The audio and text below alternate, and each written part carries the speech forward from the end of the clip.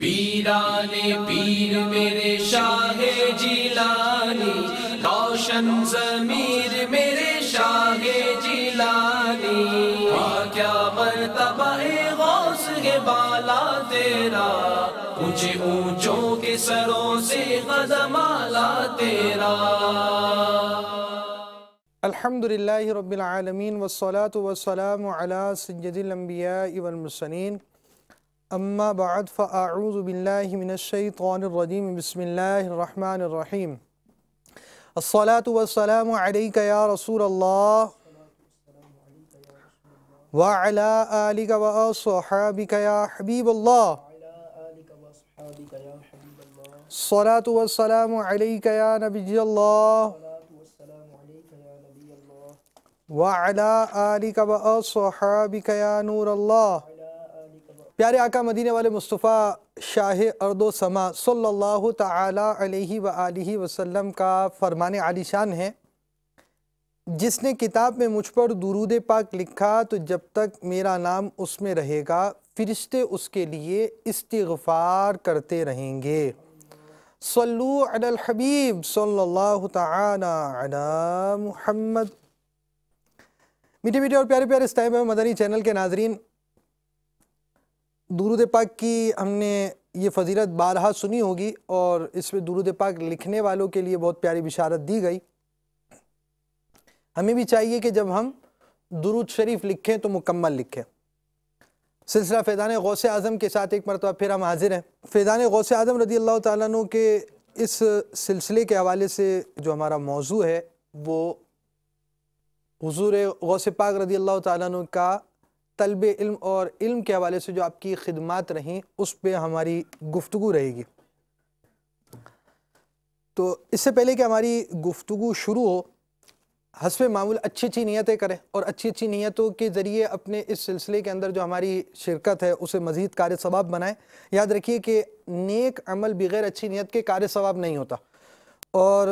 نیک و جائز کام میں جس قدر اچھی نیتیں زیادہ اسی قدر اس کا ثواب بھی زیادہ۔ حصول ثواب آخرت اپنی نیکیوں کو بڑھانے کی غرض سے اس مدنی مکالمے میں شرکت، یعنی سننے والے سننے کے لحاظ سے، اور مدنی مکالمہ یا ہمارا یہ جو سلسلہ فیضان غوث اعظم ہے یہ کرنے والے کرنے کے اعتبار سے اچھی اچھی نیتیں جس قدر زیادہ کریں گے انشاءاللہ عز و جل بطفیل مصطفیٰ صلی اللہ تعالی علیہ وآلہ وسلم اس قدر ہمارے لیے زیادہ کار ثواب ہو سکے گا۔ یہ بیان اللہ عز و جل کی رضا کے لیے کروں گا، سنوں گا، یعنی یہ ہمارا جو سلسلہ ہے وہ کرنے والا یہ نیت کر سکتے ہیں کہ ہم یہ بیان اللہ عز و جل کی رضا کے لیے یا سلسلہ اللہ عز و جل کی رضا کے لیے کریں گے۔ ساتھ ہی ساتھ جو شرکا ہے وہ یہ نیت کر سکتے ہیں کہ ہم یہ جو سلسلہ ہے اس میں شریک ہوں گے اور اللہ عز و جل کی رضا کے طالب ہو کر، جہاں اللہ عز و جل کا نام آئے گا وہاں تعالی یا تبارک و تعالی کے کلمات کے ذریعے اللہ رب العالمین کی تسبیح و تحمید کروں گا۔ اسی طرح نبی رحمت شفیع امت صلی اللہ تعالی علیہ وآلہ وسلم کا ذکر خیر آئے، ذکر مبارک آئے تو درود شریف عرض کروں گا، صلو علی الحبیب کہا جائے تب بھی درود شریف عرض کروں گا۔ بزرگان دین رحمہم اللہ المبین میں سے کسی کا تذکرہ ہوا تو رحمت اللہ تعالیٰ علیہ، صحابہ کرام علیہم رضوان میں سے کسی کا ذکر ہوا تو رضی اللہ تعالیٰ عنہ، اور انبیاء کرام علیہم الصلاۃ والتسلیمات میں سے کسی کا تذکرہ ہوا تو علیہ السلام کہوں گا۔ حضور غوث پاک رضی اللہ تعالیٰ عنہ کی سیرت کے پہلو بیان کیے جائیں گے، انہیں دوسروں کے آگے بیان کر کر ذکر صالحین کی برکتیں لوٹوں گا کہ روایتوں میں آتا ہے عند ذکر صالحین تنزل الرحمہ، نیکوں کے ذکر کے وقت رحمت نازل ہوتی ہے۔ تو حضور غوث پاک رضی اللہ تعالیٰ عنہ کا ذکر کریں گے، اللہ کی رحمت سے امید ہے کہ رحمت نازل ہوگی، اور اس رحمت سے حصہ حاصل کرنے اور ذکر صالحین کی برکتیں لوٹنے کے لیے دوسروں کے آگے بیان کروں گا۔ آج ان کی سیرت کے جو گوشے جو پہلو بیان کیا جائے گا وہ علم دین کے حوالے سے بالخصوص اس کا تعلق ہوگا، تو آپ کی اس سیرت کے پہلو میں سے حاصل ہونے والے مدنی پھولوں کو اختیار کروں گا اور دوسروں کے آگے بیان کر کر نیکی کی دعوت پھیلانے کے ثواب کا حقدار بنوں گا۔ الی غیر ذالک من نیات کثیرہ، جس قدر نیتیں کریں گے انشاءاللہ عز و جل اسی قدر اس سلسلے کے اندر شریک ہونا سننا ہمارے لیے کار ثواب ہوگا۔ یاد رکھیے کہ جس قدر نیتیں زیادہ اس قدر ثواب بھی زیادہ، اور اعلیٰ حضرت رضی اللہ تعالیٰ عنہ فرماتے ہیں عالم نیت اپنے ایک ہی عمل میں بہت سی نیتیں کر سکتا ہے، یعنی ایک نیت ایک عمل کریں گے اور نیتیں جس قدر زیادہ ہوں گی انشاءاللہ اس ایک عمل کی برکت سے ہمارا ثواب بھی بڑھتا چلا جائے گا۔ آپ بھی ہمارے ساتھ اس سلسلے میں اس انداز سے بھی شریک رہیں اور اس کے اہم مدنی پھول تو ویسے ہوتے ہی اہم ہیں، جو آپ کو ذہن نشین کرنے کے حوالے سے اہم لگتے ہیں اسے آپ تحریر بھی فرمائیں اور اس کی برکتیں حاصل کریں۔ باقاعدہ ہماری مدنی پھولوں کے تبادلے کا سلسلہ شروع ہو، آئیے کلام سنتے۔ صلو علی الحبیب صلی اللہ تعالی علی محمد صلی اللہ علیہ یا رسول اللہ وسلم علیک یا حبیب اللہ۔ تیری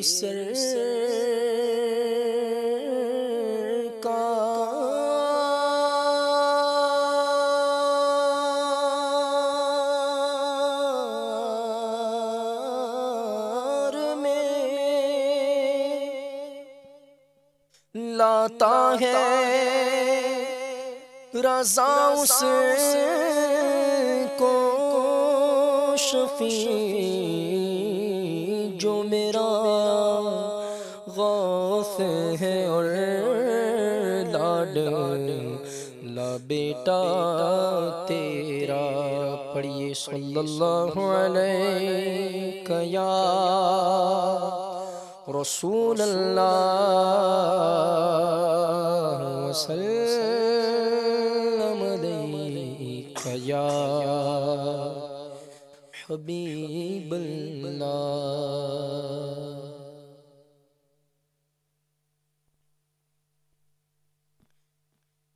کچھ ایسا کر دے میرے کردگار آنکھوں میں، کچھ ایسا کر دے میرے کردگار آنکھوں میں، کچھ ایسا کر دے میرے کردگار آنکھوں میں، کچھ ایسا کر دے میرے کردگار آنکھوں میں، ہمیشہ نقش رہے روئے یار آنکھوں میں، ہمیشہ نقش رہے روئے یار آنکھوں میں، وہی مجھے نظر آئے جدھر نگاہ کروں، وہی مجھے نظر آئے جدھر نگاہ کروں، انہی کا جلوہ رہے آشکار آنکھوں میں، ہاں انہی کا جلوہ رہے آشکار آنکھوں میں، انہیں نہ دیکھا تو کس کام کی ہے یہ آنکھیں، انہیں نہ دیکھا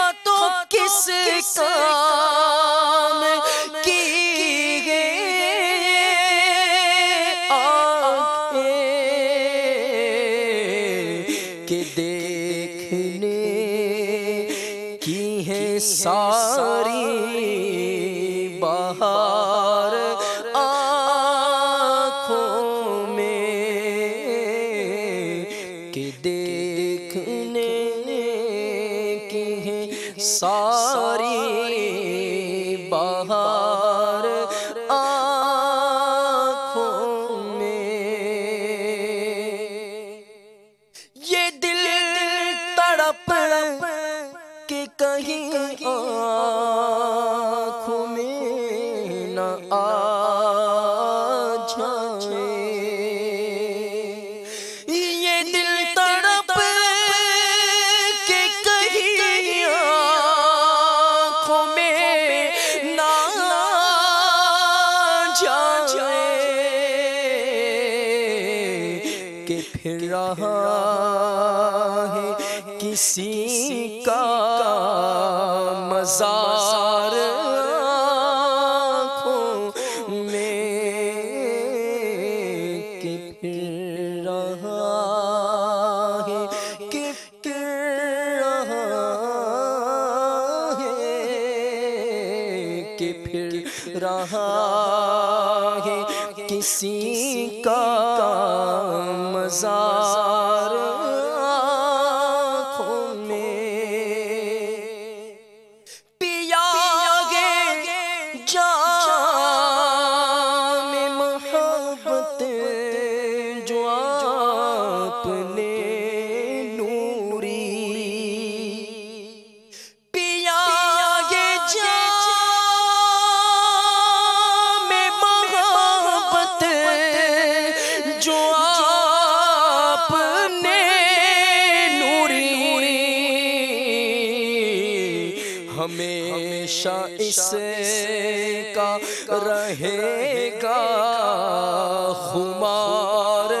آنکھوں میں، ہاں ہمیشہ اس کا رہے گا خمار آنکھوں میں، کچھ ایسا کر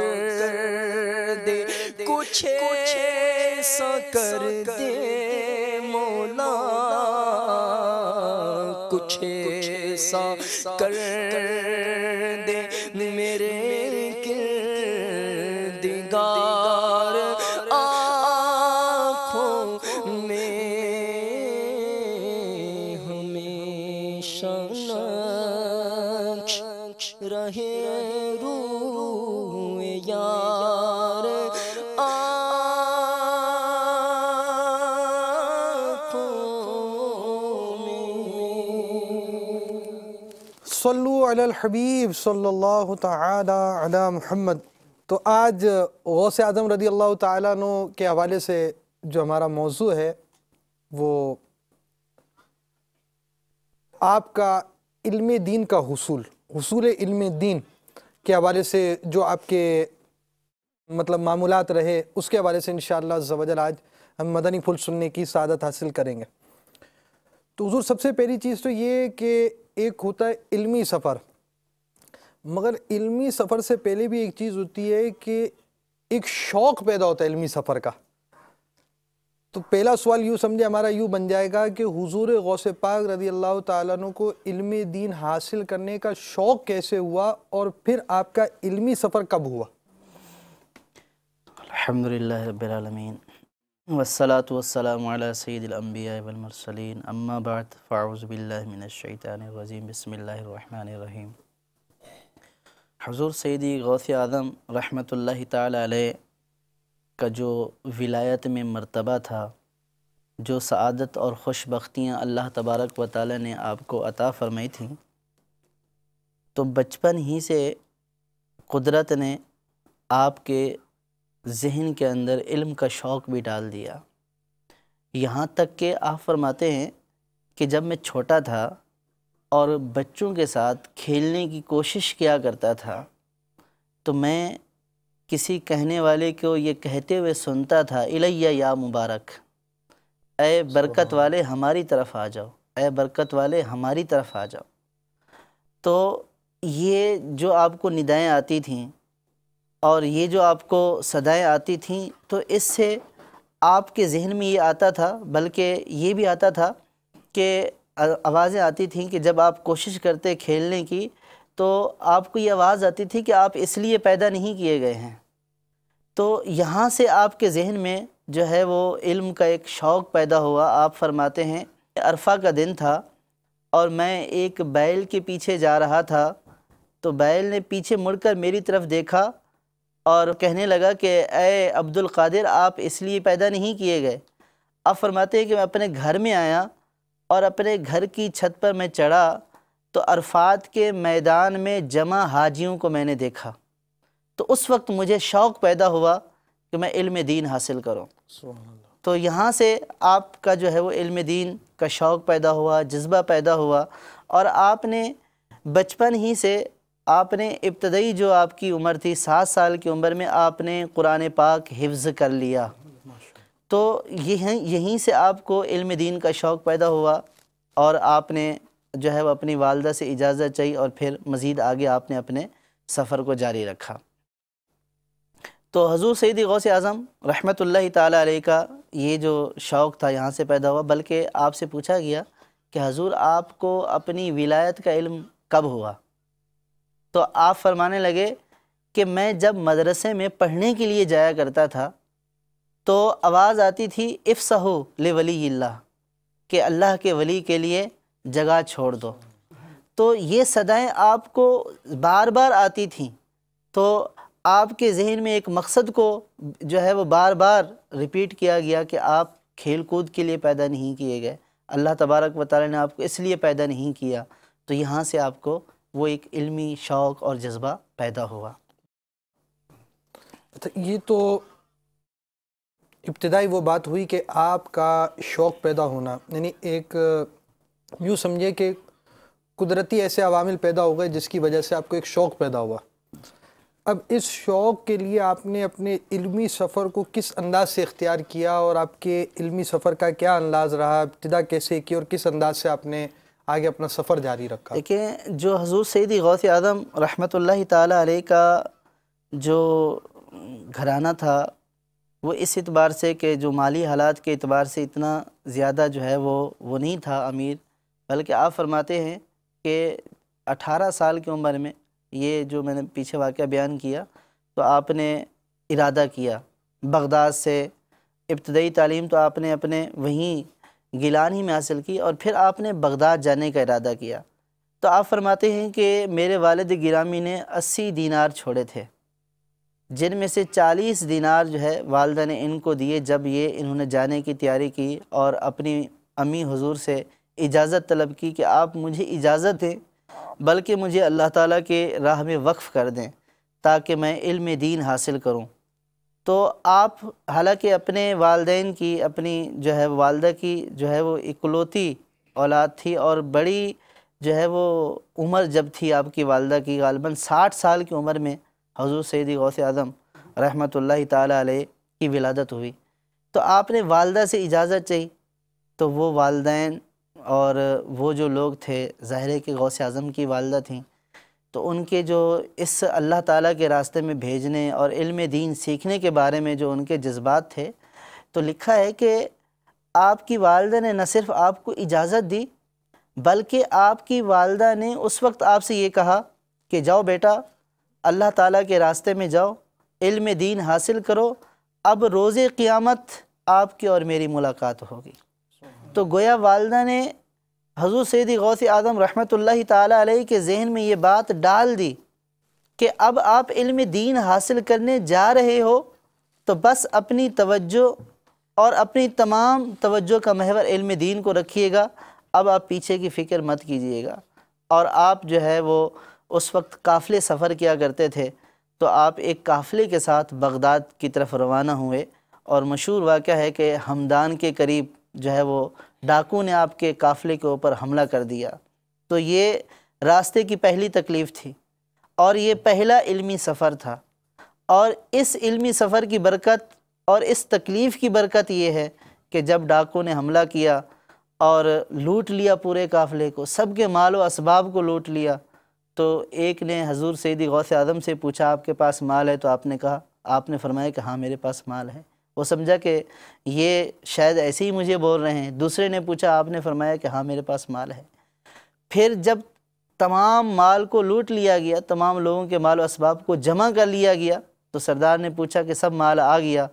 تو وہ کہنے لگے کہ ایک لڑکا ہے وہ کہہ رہا ہے کہ میرے پاس مال ہے۔ حضور سیدی غوث اعظم رحمۃ اللہ تعالیٰ علیہ کو جب وہ سردار کے سامنے لایا گیا، سردار نے پوچھا کہ آپ کے پاس مال ہے؟ تو آپ نے فرمایا کہ ہاں میرے پاس ہے۔ اور اس نے پوچھا کہ کہاں ہے؟ تو آپ نے فرمایا کہ میرے کپڑوں کے اندر میری والدہ نے ان کو سی دیا ہے، یہ دیکھیے، آپ نے نکال کے دکھا دی۔ تو وہ بولنے لگا کہ ہم تو مال چھیننے والے ہیں، ڈاکو ہیں، آپ کو پتہ ہے کہ سب کا مال لوٹ لیا، لیکن اس کے باوجود بھی آپ اپنے مال کو چھپا نہیں رہے، ہمارے اوپر ظاہر کر رہے ہیں۔ آپ نے فرمایا کہ میری والدہ نے مجھے چلتے وقت یہ نصیحت فرمائی تھی کہ بیٹا جھوٹ مت بولیے گا، تو میں نے جھوٹ نہیں بولا، میرے پاس مال ہے۔ تو آپ کے یہ کلمات، یہ مختصر سی یہ کلام آپ کا جو ہے وہ تاثیر کا تیر بن کر اس سردار کے دل میں پیوست ہو گیا۔ وہ بولنے لگا کہ یہ نوجوان لڑکا اپنی والدہ کے کہنے کا اس کو اتنا پاس ہے کہ اس کو پتہ ہونے کے باوجود کہ ہم لوگوں کے مال کو لوٹ رہے ہیں، چھین رہے ہیں، لیکن یہ پھر بھی اپنے والدہ کی نافرمانی نہیں کر رہا، اور ہم کتنے بد نصیب ہیں کہ ہم اپنے رب کریم کی نافرمانی کر رہے ہیں۔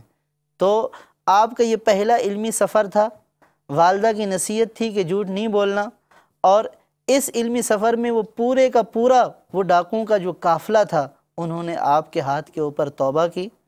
اور پکی سچی توبہ کرنے کے بعد ولایت کے درجات کے اوپر وہ لوگ فیض ہوئے۔ تو یوں آپ کا یہ سفر شروع ہوا، اور آپ جب بغداد میں تشریف لے گئے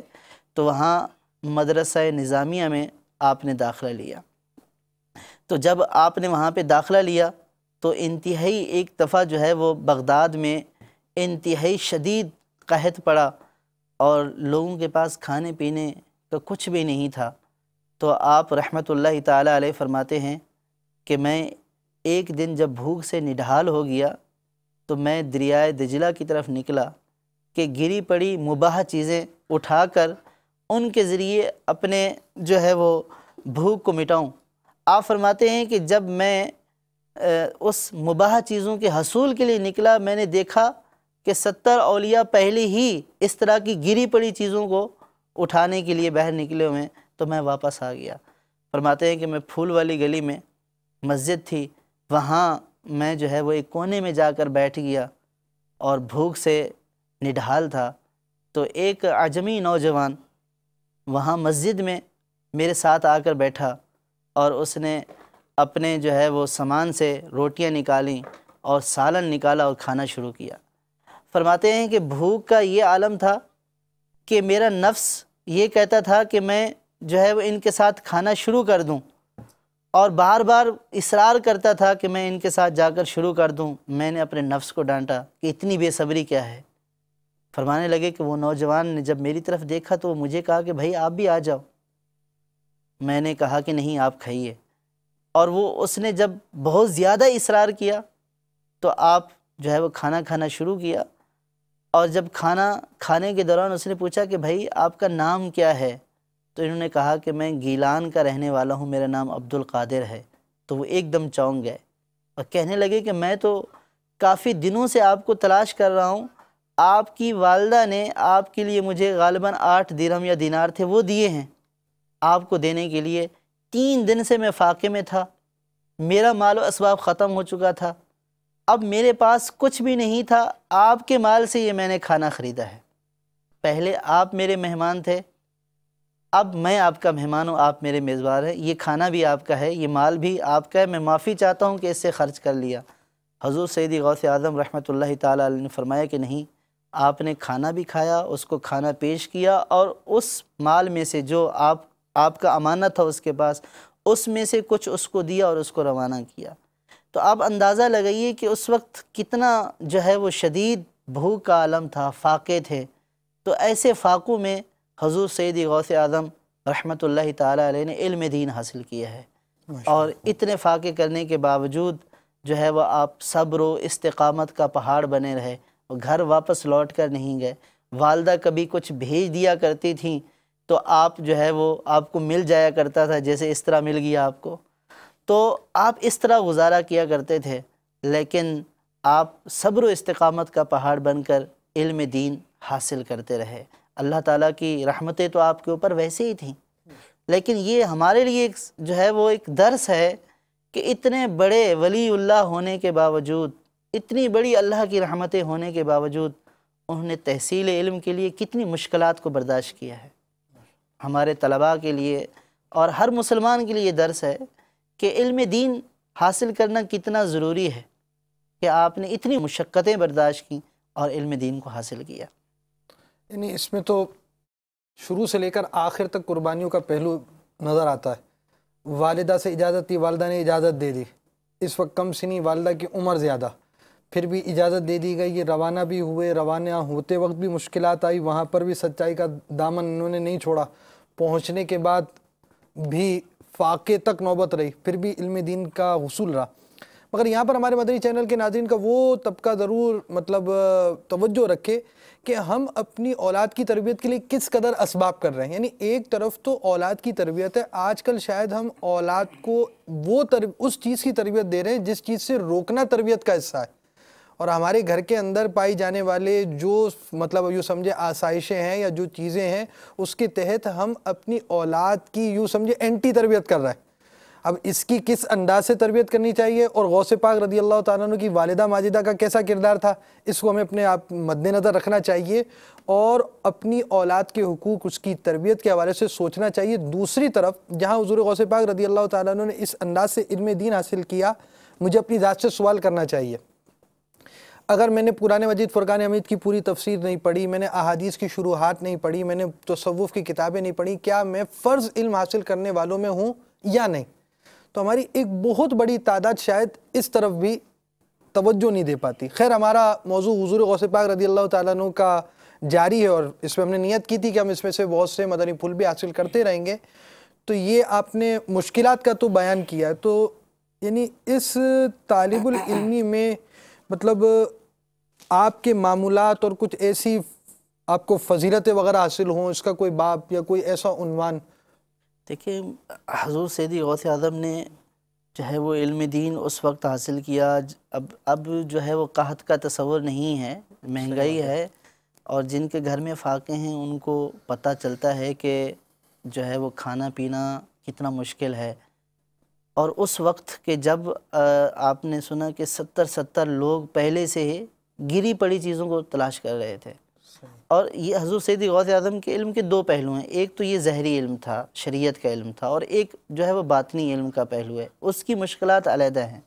تو یہ ہم ظاہری علم جو آپ نے حاصل کیا ہے، جو شریعت کا علم حاصل کیا ہے، تو حضور سیدی غوث اعظم فرماتے ہیں کہ اسی قحط کے زمانے میں مختلف طلباء جو مدرسے میں پڑھنے والے طلباء تھے، وہ گاؤں میں جاتے، دیہاتوں میں جاتے، لوگوں سے غلہ لے کر آتے۔ تو میں بھی ان کے ساتھ ایک دفعہ روانہ ہوا، تو ایک بزرگ ایک گاؤں میں مجھے ملے، انہوں نے حضور سیدی غوث اعظم رحمۃ اللہ تعالی علیہ کی پیشانی کے اوپر سعادت کو چمکتے ہوئے دیکھا اور پہچان گئے کہ یہ بہت بڑا ہیرا ہے، اور فرمانے لگے کہ بیٹا، یہ آپ اس طرح لوگوں سے مانگا نہیں کریں، اور آپ مجھ سے عہد کریں کہ آپ کسی سے آئندہ نہیں مانگیں گے۔ حضور سیدی غوث اعظم رحمۃ اللہ تعالی علیہ نے ان کے ساتھ عہد کیا کہ میں آئندہ کسی سے کچھ سوال نہیں کروں گا، اور آپ کی یہ عادت ایسی مستقیم رہی اس بزرگ سے جو آپ نے زمانہ طالب علمی میں عہد کیا تھا، کہ آپ نے زندگی بھر کسی کے آگے دست سوال دراز نہیں کیا۔ تو یہ جو ہے وہ طلباء کے لیے ایک مدنی پھول ہے کہ طلباء کے طالب علمی میں مشکلات ہوتی ہیں ظاہر، اور بے شمار مشکلات ہوتی ہیں، لیکن مشکلات کا یہ حل نہیں ہے کہ ہم کسی کے سامنے دست سوال دراز کریں، اور ظاہر ہے کہ جتنا تقوی اور پرہیزگاری، جتنے اس طرح کی کاموں سے بچیں گے، اتنے علم میں برکت حاصل ہوگی۔ تو یہ ایک سبق تھا طالب علموں کے لیے بھی، اور آپ کی یہ عادت بھی تھی کہ آپ نے جو ایک دفعہ عہد کر لیا تو اس کو آخری زندگی تک نبھایا، کہ میں نے عہد کیا تھا کہ کسی سے کچھ مانگنا نہیں ہے۔ غوث پاک رضی اللہ تعالیٰ عنہ کا عہد اور اس کے ساتھ ساتھ آپ رضی اللہ تعالیٰ عنہ کے لیے ایسی سعادت کہ دیکھنے والے بھی پہچان جائے کہ یہ سعادت مند ہے. اب کیا دیکھیے بات نا ہے کہ غوث ابھی پاک؟ جیسے کھانے کا ذکر ہوا اور بلکہ بعض اس میں آتا ہے کہ آپ کو بہت شدید بھوک تھی، یہاں تک کہ آپ نے یہ فرمایا کہ جو ہے وہ بھوک کی وجہ سے بے اختیار جو ہے منہ کھل جاتا، لیکن آپ نے اپنے نفس کو ڈانٹا کہ اتنی بھی بے صبری کیا ہے، اتنی بھی بے صبری، یعنی ابھی بھی بے صبری نہیں کہ اتنا کہ منہ کھل جا رہا ہے بھوک کی وجہ سے، لیکن آپ نے اپنے آپ کو کنٹرول کیا کہ مانگنا نہیں ہے. اس کے پہم اصرار کے اوپر آپ شامل ہوئے، خود سے نہیں کہا کہ مجھے بھی کھانا دے دیں. کیا بات ہے. ہماری گفتگو اس وقت جاری ہے، ایک کلام بھی اگر ہم اس گفتگو کے بیچ پہ سن لیں. صلو علی الحبیب صلی اللہ تعالی علی محمد. میرے غوث اعظم، میرے غوث اعظم، تیرے ہاتھ ہے لاج یا غوث اعظم، میرے غوث اعظم، میرے غوث اعظم، تیرے ہاتھ ہے لاج یا غوث اعظم، کھلا میرے دل کی کلی غوث اعظم، کلی غوث اعظم، میٹا قلب کی بے کلی غوث اعظم، میرے غوث اعظم، میرے غوث اعظم، میرے غوث اعظم، تیرے ہاتھ ہے لاج یا غوث اعظم، نہیں کوئی بھی ایسا فریاد آقا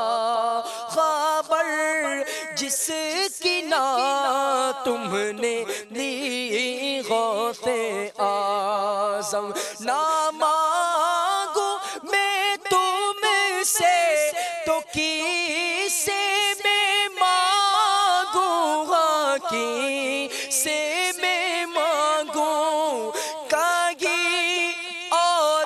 بھی ہے چلی غوث اعظم، چلی غوث اعظم، میرے غوث اعظم، میرے غوث اعظم، تیرے ہاتھ ہے لاج یا غوث اعظم، میرے چاند میں صدقے آ جا ادھر بھی چمک اٹھ دل کی کلی غوث اعظم، تیرے رب نے مالک کیا تیرے جد کو، تیرے گھر سے دنیا پلی غوث اعظم، ہمارا بھی بیڑا لگا دو کنارے، لگا دو کنارے، تم کے نا خدائی ملی غوث اعظم، میرے غوث اعظم، میرے غوث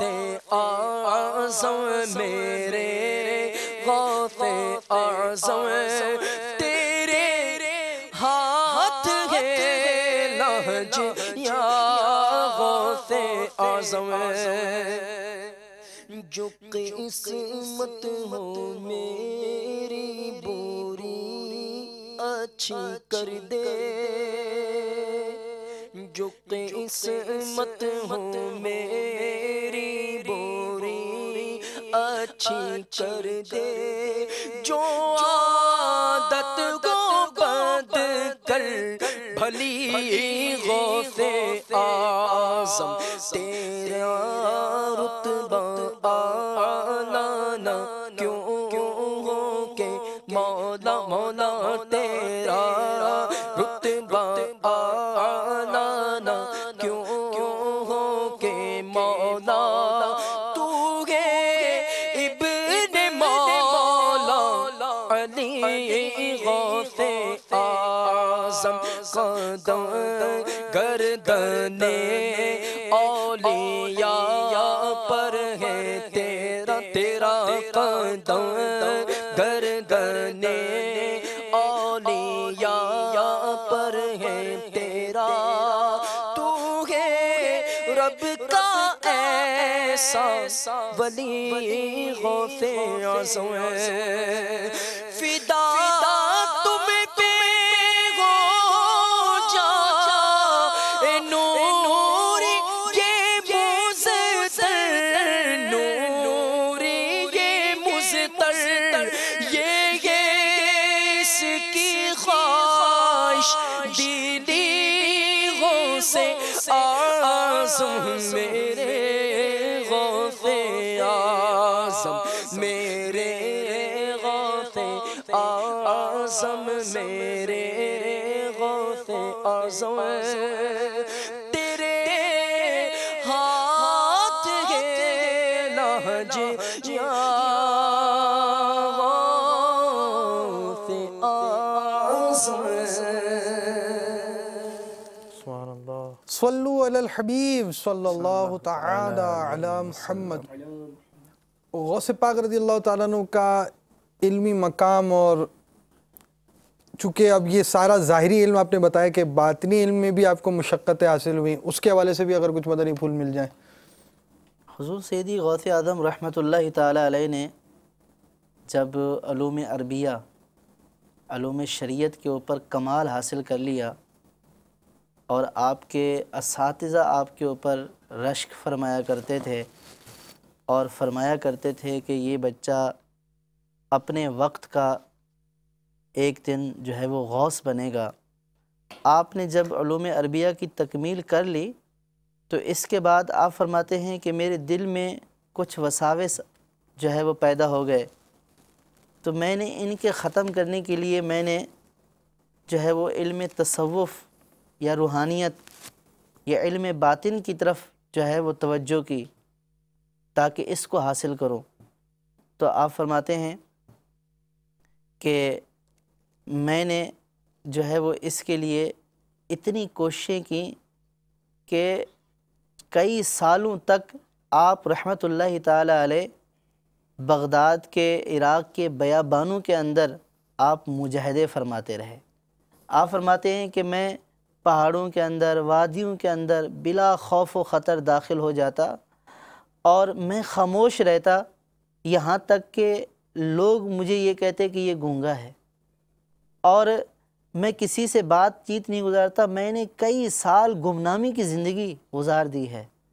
اور یہاں تک مجاہدے اور ریاضات کا یہ عالم تھا۔ آپ فرماتے ہیں کہ کبھی یوں ہوتا کہ ایک سال تک میں جو ہے وہ جنگلی جو گھاس ہوتی ہے کھانے پینے والی وہ کھا کر گزارا کرتا، اور پھر ایک سال پانی کے اوپر گزارا کرتا، اور پھر ایک سال میں فاقے کرتا۔ اور آپ نے اتنی مشقات، بلکہ آپ فرماتے ہیں کہ میں ایک مرتبہ ایک برج میں جو ہے وہ عبادت اور ریاضت کے لیے بیٹھ گیا، تو لوگوں کے درمیان مشہور ہو گیا کہ یہ عجمی برج ہے، کیونکہ آپ عجم سے تعلق رکھتے تھے، تو آپ وہاں پہ بیٹھ کر ریاضت کیا کرتے تھے، تو وہ عجمی برج کے نام سے مشہور ہو گیا۔ تو آپ نے اتنی ریاضت کی بیابانوں میں جو ہے وہ اللہ تبارک و تعالیٰ کا جو ہے وہ یکسوئی کے ساتھ تنہائی میں اللہ تعالیٰ کا ذکر کیا، مجاہدات کیے، اور پھر مجاہدات کرنے کے بعد جو ہے وہ آپ کو یہ حکم فرمایا گیا کہ اب آپ رشد و ہدایت کے جو ہے وہ اس کے اوپر جلوہ افروز ہو جائیں۔ آپ فرماتے ہیں کہ میں نے جو ہے وہ رشد و ہدایت کا جو جب سلسلہ شروع کیا حضور سید غوث اعظم نے، تو آپ اندازہ کیجئے کہ 70 ہزار لوگ آپ کو سننے والے موجود ہوا کرتے تھے، اور اللہ تبارک و تعالیٰ نے آپ کے اوپر یہ کرم فرمایا تھا کہ 70,000 کے مجمع میں اس وقت کوئی اسپیکر مائک وغیرہ کچھ بھی نہیں تھا۔ 70,000 کے مجمع میں جس طرح سامنے بیٹھ کر سننے والا آپ کی آواز کو سنا کرتا تھا، اسی طرح جو سب سے پیچھے بیٹھا ہوا ہے اس کو بھی برابر اسی طرح آواز پہنچا کرتی تھی۔ اور آپ کے وعظ کا یہ عالم تھا کہ جب آپ کا وعظ ختم ہوتا تو اس مجلس سے کئی جنازے نکلتے، 70 تک جنازے نکل جاتے لوگوں کا۔ جب لوگ آپ کا وعظ سنتے، خوف بھرا بیان سنتے تو مستی کا یہ عالم ہوتا، جذب میں آ جاتے، اور کئیوں کا تو جو ہے وہ خوف خدا سے جو ہے وہ روح قفس انصری سے پرواز کر جاتی۔ آپ فرماتے ہیں کہ اولاً جب مجھے یہ کہا گیا کہ آپ شروع کریں، درس دینا شروع کریں، تو سرکار صلی اللہ تعالیٰ علیہ وسلم کی مجھے زیارت ہوئی۔ سرکار صلی اللہ علیہ وسلم نے فرمایا کہ اے عبد القادر، تم درس دینا شروع کرو لوگوں کو۔ میں نے عرض کی یا رسول اللہ صلی اللہ تعالیٰ علیہ وسلم، یہ عربی لوگ ہیں، فصیح لوگ ہیں، میں عجمی ہوں، میں ان کے سامنے کس طرح بیان کروں؟ تو پھر فرماتے ہیں کہ سرکار صلی اللہ تعالیٰ علیہ وسلم نے جو ہے وہ 7 مرتبہ لعاب دہن میرے منہ کے اندر ڈالا اور فرمایا کہ اب درس و بیان شروع کر دیں۔ اور پھر فرماتے ہیں کہ حضرت علی رضی اللہ تعالیٰ عنہ کی زیارت ہوئی۔ حضرت علی رضی اللہ تعالیٰ عنہ نے بھی یہی بیان فرمایا، اور انہوں نے 6 مرتبہ لعاب دہن ڈالا۔ میں نے عرض کی کہ آپ نے، سرکار نے 7 مرتبہ اور آپ نے 6 مرتبہ، تو ارشاد فرمایا کہ سرکار کے ادب کی وجہ سے۔ تو وہ برکت تھی، سرکار کا لعاب دہن تھا، اور حضرت علی جو آپ کے جد امجد ہیں ان کی یہ برکت تھی کہ آپ کے جو ہے وہ جلسے میں، آپ کے وعظ میں 70 ہزار لوگ جو ہے وہ بیٹھا کرتے تھے، اور 400 علماء کرام آپ کی مجلس وعظ میں قلم اور دوات لے کر بیٹھا کرتے تھے، اور جو آپ مدنی پھول ارشاد فرمایا کرتے تھے وہ ان کو لکھا کرتے تھے۔ تو اور پھر آپ کا علمی تبحر جو تھا، یعنی یہ تھا کہ آپ نے تصوف کی تعلیم حاصل کرنے کے بعد آپ جو ہے وہ رشد و ہدایت کے اس کے مرتبے پر فائز ہو گئے، اور آپ جو ہے وہ ظاہری اور باطنی علوم سب آپ نے لٹانا شروع کر دیے، اور جو ہے وہ ہزاروں کی تعداد میں لوگ آتے اور فیض آپ سے لے کر چلے جاتے۔ آپ کا علمی تبحر جو ہے وہ بہجت الاسرار میں بیان کیا گیا کہ علامہ حافظ عبد الرحمن بن جوزی رحمۃ اللہ تعالیٰ علیہ مشہور محدث ہیں اور علم کا پہاڑ ہیں، اور ان کے بارے میں ان کی سیرت میں یہ لکھا ہے کہ انہوں نے اتنی کتابیں لکھی ہیں کہ ان کے جو قلم کا چھیلن تھا وہ جمع کرتے رہے۔ جب آپ کا انتقال ہوا تو آپ کے غسل کا پانی اس قلم کی چھیلن سے گرم کیا گیا۔ اس پائے کے عالم تھے اور اتنے پائے کے محدث تھے، علم کے پہاڑ تھے وہ لوگ بھی، اور علم کے سمندر تھے۔ حضور سیدی غوث اعظم رحمۃ اللہ تعالیٰ علیہ کی مجلس میں ایک مرتبہ حاضر ہوئے۔ ابو العباس احمد فرماتے میں اور ابن جوزی دونوں ہم حاضر ہوئے حضور سیدی غوث اعظم کی مجلس میں۔ حضور سیدی غوث اعظم بیان فرما رہے تھے، آپ ایک ساتھ قاری صاحب بیٹھے تھے، انہوں نے ایک آیت تلاوت کی، اور حضور سیدی غوث اعظم رحمۃ اللہ تعالیٰ علیہ نے اس آیت کے تفسیری نکات بیان کرنا شروع کر دیے۔ جب حضور سیدی غوث اعظم نے اس کی پہلی تفسیر بیان کی تو ابو العباس احمد کہتے ہیں کہ میں نے ابن جوزی کی طرف دیکھا، اور جو ہے وہ آنکھوں میں اشارہ کیا کہ آپ یہ جانتے ہیں؟ تو انہوں نے کہا ہاں جانتا ہوں۔ آپ نے دوسری تفسیر بیان کی، اور حضور سیدی غوث اعظم بیان کرتے رہے اور میں ان کی طرف دیکھتا رہا، وہ اس بات میں سر ہلاتے رہے کہ ہاں اس کا مجھے علم ہے۔ فرماتے ہیں کہ 11 یا 12 تفسیروں تک تو وہ سر ہلاتے رہے کہ مجھے علم ہے۔ اس کے بعد حضور سیدی غوث اعظم رحمۃ اللہ تعالیٰ علیہ نے 40 تفاسیر بیان کی ہیں اس آیت کی، اور میں جب ابن جوزی کی طرف دیکھتا تو وہ نفی میں سر ہلاتے، تو اس کا مجھے علم نہیں ہے۔ تو جب آپ نے 40 تفسیریں بیان کی، آپ نے پھر جو ہے وہ ارشاد فرمایا رجعنا من القال الی الحال، کہ یہ تو قال تھا، اب ہم حال کی طرف لوٹتے ہیں، اور آپ نے بلند آواز سے کلمہ طیبہ پڑھا لا الہ الا اللہ محمد رسول اللہ، اور پورے مجمع کے اوپر ایسا وجد طاری ہو گیا کہ ابن جوزی علیہ رحمہ جیسا بڑا محدث بھی اپنے قابو میں نہ رہا، وہ بھی کپڑے پھاڑتے ہوئے حضور سیدی غوث اعظم کی رضی اللہ تعالیٰ عنہ کے قدموں میں آ گیا۔ بعد میں کسی نے پوچھا کہ حضور آپ کو کیا ہو گیا تھا؟ فرمایا کہ جب آپ نے یہ فرمایا کہ رجعنا من القال الی الحال، کہ اب یہ تو قال تھا، صرف بولنا تھا، اب حال کا کیا عالم ہے، اس یعنی کہ روحانیت اس محفل کی کیا تھی کہ ان کو بھی ہوش نہیں رہا۔ فرمایا کہ جب یہ بیان کیا تو اس کے بعد مجھے کچھ نہیں پتا کہ میں نے کیا کیا ہے۔ اور اسی طرح حضور سیدی غوث اعظم رحمۃ اللہ تعالیٰ علیہ کی جب جو ہے وہ مجلس واعظ کا حلقہ بڑا وسیع ہوا تو بہت سارے ایسے بھی لوگ تھے کہ معاصرین جو تھے، ظاہر ہے کہ وہ بھی جاننا چاہتے ہیں کہ بھئی یہ کیا کرتے ہیں اور کیسا درس دیتے ہیں اور پتہ نہیں لوگوں کو کیا بتاتے ہیں کہ اتنے لوگ جمع ہو جاتے ہیں۔ تو بعض جو ہے وہ علم رکھنے والے امتحاناً حضور سیدی غوث اعظم رحمۃ اللہ تعالیٰ علیہ کی مجلس میں حاضر ہوئے، اور 100 تھے وہ علماء۔ انہوں نے اپنے ذہن میں ایک سوال جو ہے وہ قائم کیا کہ ہم حضور سیدی غوث اعظم سے یہ سوال پوچھیں گے جو ان کے نزدیک مشکل ترین تھا۔ تو حضور سیدی غوث اعظم رحمۃ اللہ تعالیٰ علیہ جب مسند پر تشریف فرما ہوئے تو آپ نے جو ہے وہ حمد پڑھی، اور حمد پڑھنے کے بعد جب آپ نے بیان شروع کیا اور آپ نے ایک دفعہ کلمہ طیبہ پڑھا تو ایک ایسی جو ہے وہ نورانیت ظاہر ہوئی، اور ایک بجلی ایک کوندی سب کے سینوں سے، جتنا بھی علم تھا سب محو ہو گیا۔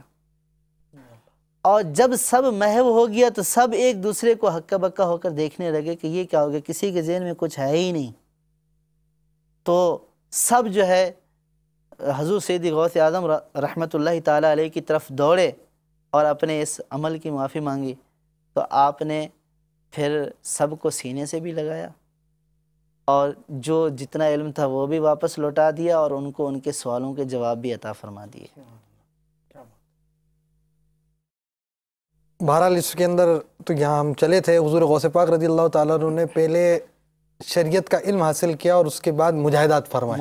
فرمائے اور اس کے بعد اس کی برکتیں الحمدللہ جو ہے وہ یہ حاصل ہوئیں، اور مجاہدات بھی ایسے کہ فاقے سالوں کھانا ہی نہیں کھایا۔ تو یہ جب ساری چیزیں دیکھیں، اللہ تعالیٰ کا کرم تو تھا ہی تھا۔ بے شک یہ ہمارے لیے درس ہے کہ حضور سیدی غوث اعظم رحمۃ اللہ تعالیٰ علیہ اتنے غوثیت کے مرتبے کے اوپر فائز ہونے کے باوجود آپ جو ہے وہ علم کے لیے، علم شریعت کے لیے، علم روحانیت کے لیے آپ نے اتنے مجاہدے کیے، اتنی کوششیں کی۔ لوگ شاید یہ سمجھتے ہیں کہ جو پیر عظام ہوتے ہیں وہ بڑے عیش و عشرت میں ہوتے ہیں اور ان کو کچھ کرنا نہیں پڑتا، سب کچھ ان کو بیٹھے بیٹھے مل جاتا ہے۔ تو حضور سیدی غوث اعظم رحمۃ اللہ تعالیٰ علیہ نے بلکہ ہر وہ عالم باعمل اور پیر طریقت جو شریعت کے اوپر کار بند ہے، اس کا نہ تو سونا چین والا ہے نہ تو جاگنا چین والا ہے، وہ سوتے جاگتے ہی کسی نہ کسی ذکر و فکر میں ہے، اور ہم یہ سمجھتے ہیں کہ شاید وہ آسائش میں ہے، آسانیوں میں ہے، جناب اس کے تو یہ بھی ہے وہ بھی ہے، گاڑیاں بھی ہیں یہ بھی ہیں، سب کچھ ہے۔ لیکن آپ یہ دیکھیے کہ حضور سیدی غوث اعظم کے لیے بھی آپ کا اتنا علمی روب تھا کہ بہجت الاسراری میں ہے کہ اتنے لوگ جمع ہوتے تھے آپ کے واعظ میں کہ آپ نے ایک مرتبہ چھینک ماری، الحمدللہ کہا، اور لوگوں نے یرحمک اللہ جواب جو ہے وہ دیا، تو اتنی آواز بلند ہوئی کہ خلیفہ کے محل تک جا پہنچی۔ وہ پریشان ہو گیا کہ اتنا شور کیسے ہوا، اور کہا گیا کہ یہ حضور سیدی غوث اعظم نے چھینک ماری، انہوں نے الحمدللہ فرمایا، اور یہ یرحمک اللہ کا جواب تھا۔ تو اتنے مجاہدے کرنے کے بعد یہ مقام حاصل ہوا ہے نا۔ اور پھر اب خلیفہ مظفر جو ہے وہ آپ کی بارگاہ میں آیا، اور بادشاہ، اور اس وقت سیاسی حالات ایسے تھے کہ اگر کوئی بھی بادشاہ کی مخالفت کرتا تو اس کا جان بچانا بھی مشکل تھا، لیکن یہ حضور سیدی غوث اعظم رحمۃ اللہ تعالی نے جو مجاہدے کیے، جو مشکلات، جو مصائب جھیلیں، یہ اس کا نتیجہ تھا کہ وہ دست بستہ حاضر ہوا، 10 تھیلیاں اشرفیوں کی پیش کیں، اور آپ نے فرمایا کہ مجھے ان کی ضرورت نہیں ہے۔ اس نے اصرار کیا تو آپ نے ایک تھیلی ایک ہاتھ میں پکڑی، دوسری تھیلی دوسرے ہاتھ میں پکڑی، اور آپ نے ان کو دونوں کو زور سے دبایا تو اس سے خون نکلنے لگا۔ آپ نے فرمایا کہ آپ لوگوں سے ظلم کر کے پیسہ لوٹ کر مجھے بطور نذرانہ پیش کرتے ہو۔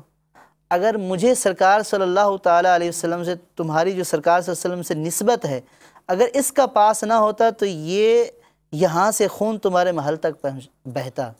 تو ایسے سیاسی حالات میں کہ جب کوئی حق بات کہنے والے کو ٹکنے نہیں دیتا تھا، اس وقت اتنی جرأت، اور خلیفہ وقت جو آپ کے پاس جو ہے وہ حاضر ہے، اور آپ نے جو ہے وہ اس کو اس طرح نصیحت فرمائی، اور جو اس نے غلط مال پیش کرنے کی کوشش کی آپ نے اس کو رد کر دیا کہ مجھے نہیں چاہیے۔ یہ سب ان مصائب اور مشکلات کا نتیجہ ہے، ان مجاہدات اور ریاضات کا ثمرہ ہے کہ آپ، اللہ تعالیٰ نے آپ کو اتنا مقام عطا فرمایا کہ آپ ایک نڈر مبلغ بھی تھے اور عالم شریعت بھی تھے، پیر طریقت بھی تھے، سب اولیاء اللہ کی گردنوں پہ آپ کا قدم بھی آیا۔ تو یہ ساری جو ہے وہ انہی مشکلات اور مصائب کا جو ہے رزلٹ ہے۔ تو میں عرض یہ کر رہا تھا کہ شاید لوگ یہ سمجھتے ہیں کہ پیران عظام جو ہے وہ بڑی آسائش میں ہوتے ہیں، تو انہوں نے اپنی زندگی کو ایک دن سے لے کر آخری وقت تک جو ہے وہ اپنی زندگی کو ایسے کیا ہوا ہوتا ہے، بڑھاپے کی عمر میں ان کے ذہن میں یہ ہوتا ہے کہ اب تو منزل قریب آ گئی، اب کچھ زیادہ کرنا چاہیے۔ تو یہ سب مشکلات جھیلتے ہیں تو پھر اللہ تعالیٰ مقام بھی عطا فرماتا ہے۔ یعنی یہ کہ ان کی زندگی علم و عمل ہی کا مجموعہ ہوتی ہے، اور بظاہر ہمیں ایسا لگتا ہے کہ بہت سی آسائشیں ہیں، لیکن آسائشیں نہیں ہوتی، وہ ہر آن اللہ رب العالمین کی رضا کے کاموں میں مشغول ہوتے ہیں۔ ہماری سوچ جہاں تک نہیں پہنچ پاتی وہ بھی کام کر رہے ہوتے ہیں، تو ہمیں حسن ظن کا پہلو بھی رکھنا چاہیے، اور ان کے ساتھ عقیدت ہر حال میں ہماری مربوط رہنی چاہیے، اور اپنے علم و عمل کے لیے ہمیں فکر کرنی چاہیے۔ یعنی غوث پاک رضی اللہ تعالیٰ عنہ کے واقعات جو ہمارے بیان ہوتے ہیں، ان سے ہمیں درس ضرور حاصل کرنا چاہیے کہ جہاں اللہ تعالیٰ نے انہیں بہت بڑا مقام دیا، وہاں اللہ ہی کی توفیق سے یہ انتہائی بہترین عالم بھی اور انتہائی بہترین قرآن و سنت کے عامل بھی تھے۔ تو ہمیں جہاں ان کی برکتوں سے مالا مال ہونا، ان کی گیارہویں کرنی، ان کی نظر و نیاز ان کے نام پر کرنی چاہیے، وہاں ساتھ ہی ساتھ ان کی سیرت کے اس گوشے کو اختیار کر کر اپنی بے عملیاں، اپنی بے علمیاں دور کرنی چاہیے، فرائض علوم بھی حاصل کرنے چاہیے، ساتھ ہی ساتھ سنتوں کا علم بھی ہمارے پاس موجود ہونا چاہیے، اور عمل کی بھی کوششیں ہونی چاہیے۔ دعوت اسلامی کے مدنی ماحول سے وابستہ رہیے، مدنی قافلوں کے مسافر بنتے رہیں، مدنی انعامات پر عمل اگر آپ کا جاری رہے گا تو انشاءاللہ عز و جل اس کی برکت سے پابند سنت بننے، گناہوں سے نفرت کرنے اور ایمان کی حفاظت کے لیے کڑنے کا ذہن بنے گا۔ آخر میں چند اشعار ہم کلام کے سنتے ہیں، اس کے بعد ہمارا وقت بالکل اختتام کی طرف ہے، اور ہم اپنے وقت مقررہ پر آپ کو رخصت کر دیں گے۔ صلو علی الحبیب صلی اللہ تعالی علی محمد۔ سیروں کی مشکل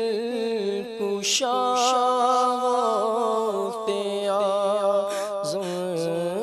سیروں کی مشکل کشا غوث اعظم فقیروں کی حاجت روا غوث اعظم تیرے ہاتھ میں نے دیا ہے، تیرے ہاتھ میں نے دیا ہے، تیرے ہاتھ ہے ناجیا غوث اعظم، تیرے ہاتھ ہے ناجیا غوث اعظم، بس تیرے ہاتھ ہے لاجیا غوث اعظم، جو دکھ بھر رہا ہو، جو دکھ سہ رہا ہو، کہوں کس تیرے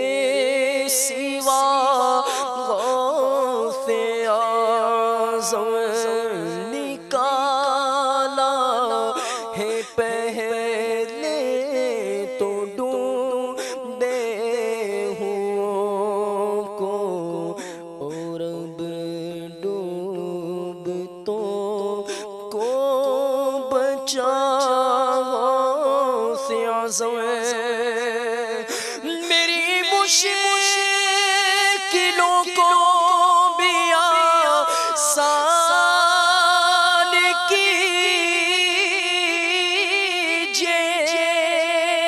میری مشکلوں کو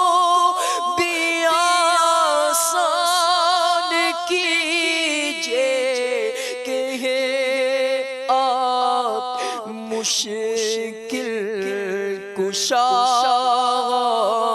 سے اعظم ہے، آپ مشکل کشا سے اعظم ہے، آپ مشکل کشا سے اعظم کہے کس سے جا کر حسن اپنے دل کی، کہے کس سے جا کر حسن اپنے دل کی، کہے کس سے جا کر حسن اپنے دل کی، سنے کون تیرے سوا سے اعظم، سنے کون تیرے سوا سے اعظم، بچاؤ سے اعظم، بچاؤ سے اعظم۔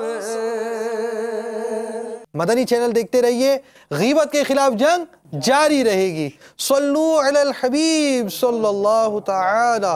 علی محمد۔ پیرانے پیر میرے شاہ جیلانی، روشن ضمیر میرے شاہ جیلانی، کیا مرتبہ غوث ہے بالا تیرا، اونچے اونچوں کے سروں سے قدم اعلیٰ تیرا۔